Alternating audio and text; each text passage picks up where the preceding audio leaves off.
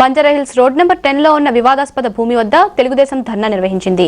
ఎన్నో సంవత్సరాలుగా ఇల్లు లేని పేదలకే ఈ భూమిపై పట్టాలు ఇవ్వాలని టీడీపీ మాజీ కార్పొరేటర్ కాజా సూర్యనారాయణ డిమాండ్ చేశారు.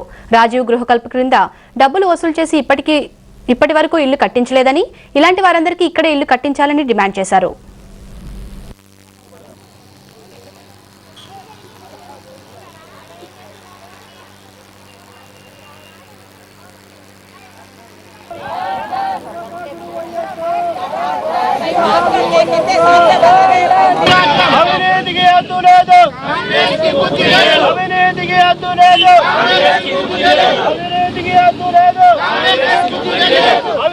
ఈ భూమి లేటెస్ట్గా ఒరిజినల్గా ఇది గోదావరి సొసైటీకి సంబంధించిన భూమి. ఇది దీన్ని రాజశేఖర రెడ్డి గారు ఇప్పుడు కొత్తగా ఒక ప్రముఖ పారిశ్రామికవేత్తకి ఇవ్వటానికి దీన్ని రెడీ చేశారు.